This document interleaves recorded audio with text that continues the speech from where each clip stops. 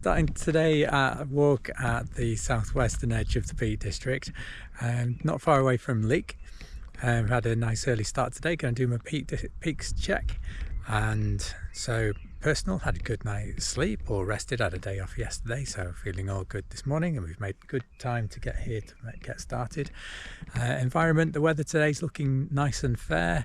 I think it's going to stay dry for the majority of today. There's a small chance of some fine rain, but it's really warm. Wind's really light. I think it's going to be a lovely day. The accompaniment on solo, the kit is all good. The knowledge is all good. I've got a route planned up towards the Roaches proper, up towards the top, go past Duxie's Pool up to Luds Church, and then in a loop back via Ramshaw Rocks, and then Hencloud back to here. So I'm looking forward to a really nice walk. It's an area I know a little bit, which is good. And then safety, routes all shared with the folks back home, so we're looking forward to a good day. Well, it's a 2-minute hop, skip and a jump, and suddenly you're out of the busier section of the Roaches, where lots of people congregate, groups come for the climbing and some of the classic routes, and then you're onto the proper Roaches area in Five Clouds, and suddenly it all goes quiet. And look, you've got a tremendous view.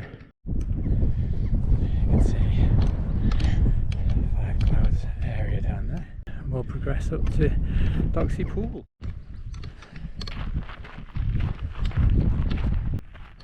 I'm not sure about the folklore necessarily, but it's been said that a mermaid once lived, or still lives perhaps, in this pool, and she beckons people in the mists and the moors in the mists, and they walk into the lake. Jenny Greenteeth beckons them in, and she drowns them in there. So be warned, if you meet anybody up here called Jenny Greenteeth, just be careful.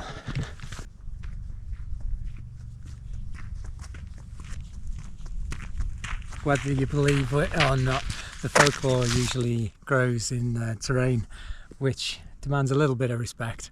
The dark water, the sudden weather change, and the winds on ridges like this can change really quickly, and that's part of accompaniment. The stories that we carry, the stories that the land carries, and the stories that we share as we walk along, making these trips memorable, don't they?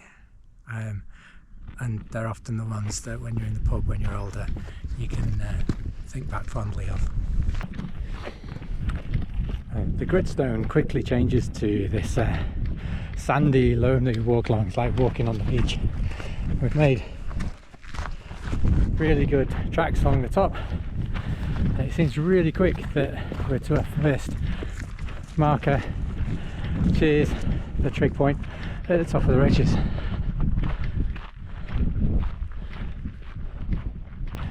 We'll do the obligatory tap of the top, like it just feels right to do.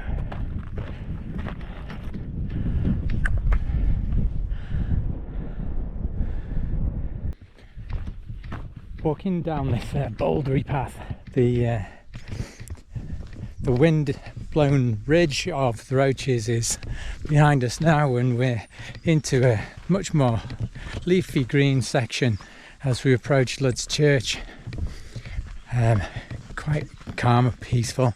I was just thinking, if with the weather being so hot recently, what in the scenario that your team has got a water pouch that's split, bags all soggy, water's all gone,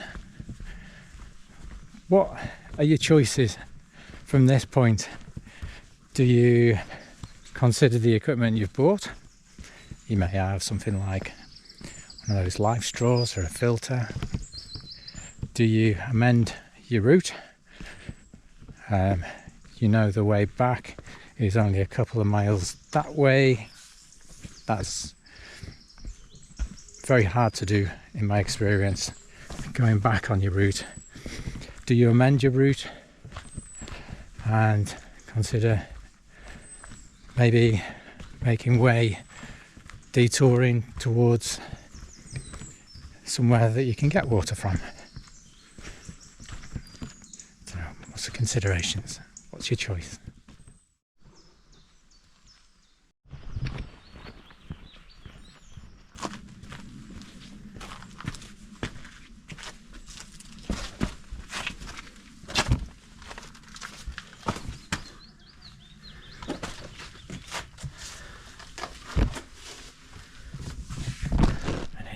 Luds Church, which was created a long time ago via landslips.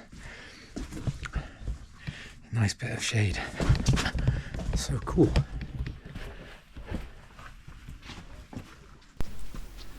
Luds Church has long been a place where real history and old beliefs overlap.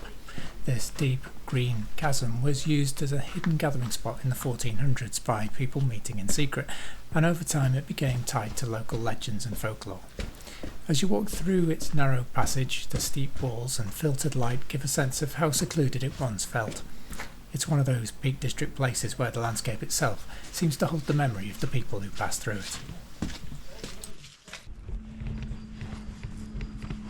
Well, around Luds Church, the ground and the path's really good, but it's also very boulder and root strewn from the trees, making it very easy to trip over, and makes you consider, when was the last time you looked in your first aid kit?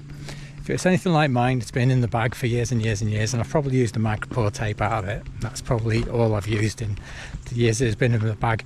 But it does make me think, when was the last time you checked all of the dates on the items? And if you did trip over, gash your head, gash your leg, what have you got in your bag that can help you? Swishy, swishy grass.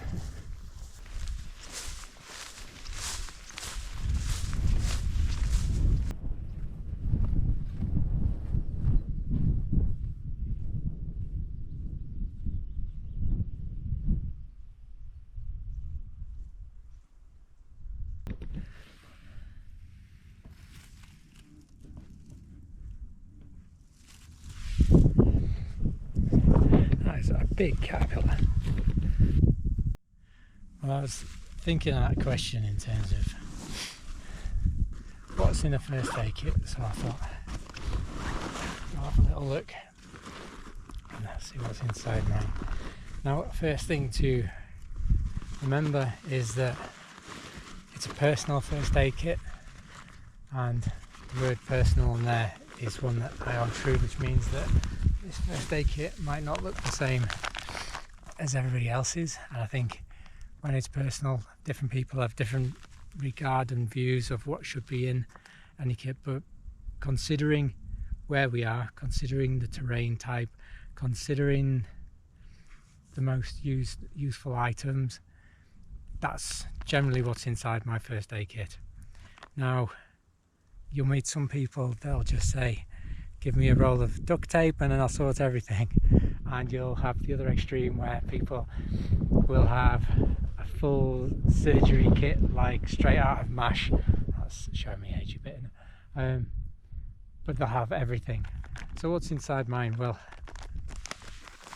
let's have a look. Okay. First, waterproof bag. Trouser bandage. Can be used for lots of things. Sling, and obviously for good for fire starting as well. Micropore, that's probably the thing that I use the most. Often going through this, really good for binding up your toes. It's good for your heels and that kind of stuff, when not only for taping on plasters and things like that when they're getting wet.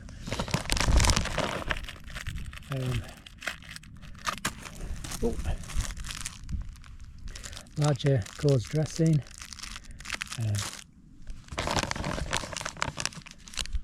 sussy face shield, something else, and some large pads which are useful for if you get an open gash. Just whack that on, might pour it over, keep it clean, and the bandage again.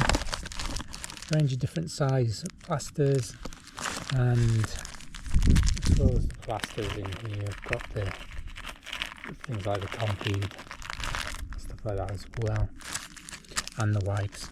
You're not going to have the wipes, my alcohol wipes at the same time as the plaster. So wet wipes, Compeed again,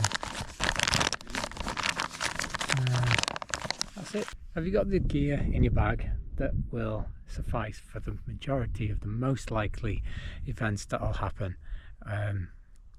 Even if because those ones that are more severe, significant, you're probably going to be contacting somebody, aren't you? And it's about preventing the situation getting worse and communicating with somebody to come and give you help. But those things in my bag are the ones which mean you can stabilise the situation and giving you the time to communicate and get some help. You get a really good view here of the circuit on the loop that we've walked today. So we walked up where that crag is there. That was the Roaches, up onto the top, onto the ridge line. Along the ridge line, back down into that wooded area, down into Luds Church,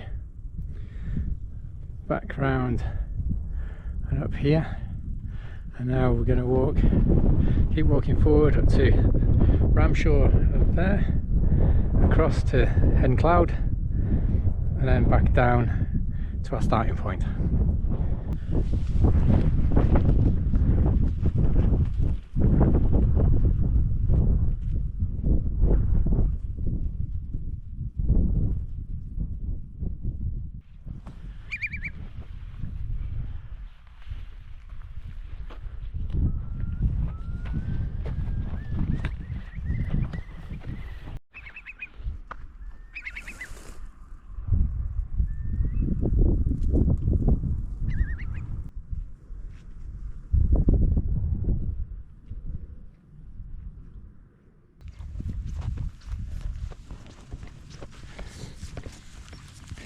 Hencloud's for me is a bit more elusive. It's the one that I've always missed out. So I've walked up Ramshaw rocks a number of times, along the top of Roaches and Five Clouds. I've always never made the effort to do the little windy path, the dog leg that you need to walk up Hencloud. So today's about making the effort. So just before leaving the tree line to get into Hencloud, it all opens out again into moorland on this super hot day, sun shining, really burning. So chance, just whilst there's a light breeze on the end here and the shade of these trees, chance for another little drink. Well, a walk out certainly warms you up, but grand view. Hencloud is a proud fin of gritstone. It's a final push that rewards you with a sweeping view back across the whole day's journey, from the climbs of my youth to the folklore of the ridge and the quiet of Luds Church. This loop brings together everything I love about the Peak District. These rocks were my beginning, and they still teach me now.